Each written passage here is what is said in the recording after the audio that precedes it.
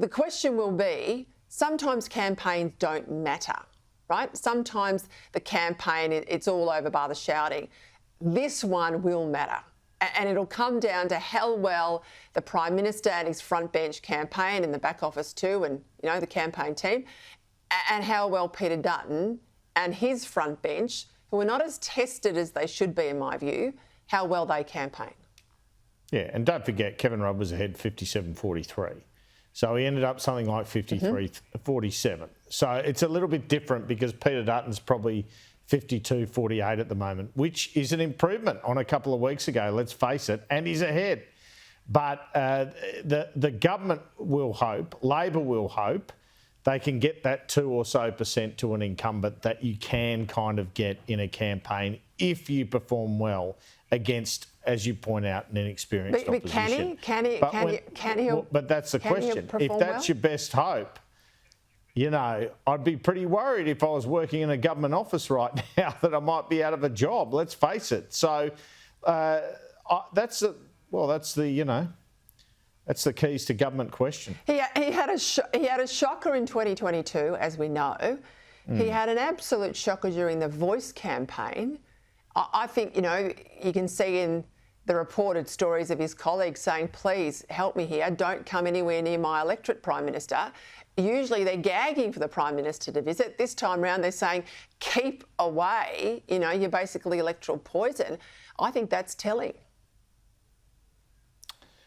But it's tight enough, that's the thing. So at the moment, Dutton's got the upper hand, but it's rare to see a campaign being so critical to the outcome, and that's what we're seeing right now. Or we're about to see when we finally get this show on the road, Peter. What about this yarn today that, you know, somehow there's insider trading when he was in opposition? I made the point, you know, you can't have insider trading unless you're an insider. He wasn't the shadow finance minister. He wasn't the shadow treasurer. He wasn't the leader. That was Malcolm Turnbull. I know at the time who got Treasury briefings. I think they were pretty poor briefings, if I'm really honest, because I know that Malcolm Turnbull thought they weren't worth the time he was giving them, and he was ringing his mates at Goldman Sachs in New York to get information on where things might go with the GFC. Well, Peter Dutton wasn't anywhere near that. He was over there as the shadow health minister. 16 years on, this is just reheating an old story, isn't it?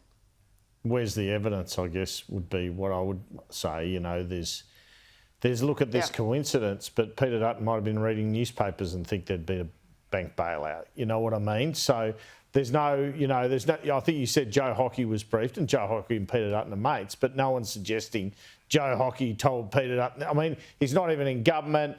Murray Watt says, no. Is it a coincidence? Well, it could be, because he might just be a savvy financial operator who says, well, they're going to bail out the banks. It's a good time to invest. And then he declares it.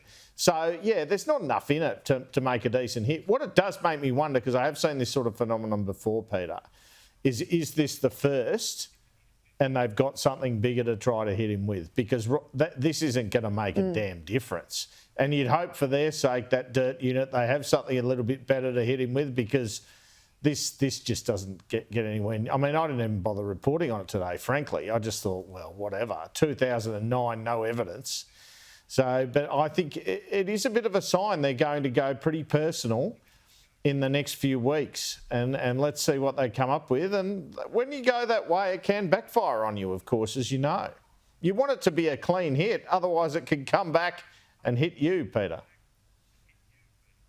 Do you think it's going to be called this weekend, Andrew? No, I do not. And I reported today the cabinet meeting's been called for Monday. And I think that it was an option to call it this weekend, but I think they've had no lift in the polls from the rate cut, so they've decided not. There's too many reasons against it, such as the WA election. I don't think the Prime Minister's made up his mind, but the fact that a day or so ago they flagged to ministers that there was to be a cabinet meeting next Monday tells you we're at least going till then, which starts to push April 5 out of the picture.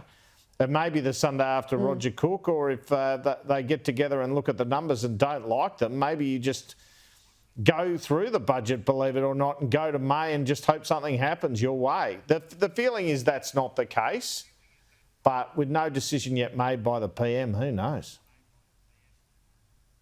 Yeah, I do think it's bizarre that they called a cabinet meeting. They're usually scheduled, and they're scheduled well in advance. So this must be one that is out of cycle, you know, an unscheduled one that's put in the diary. We scheduled yesterday. Why is that happening? Why is that? Yeah, exactly. So why is that happening?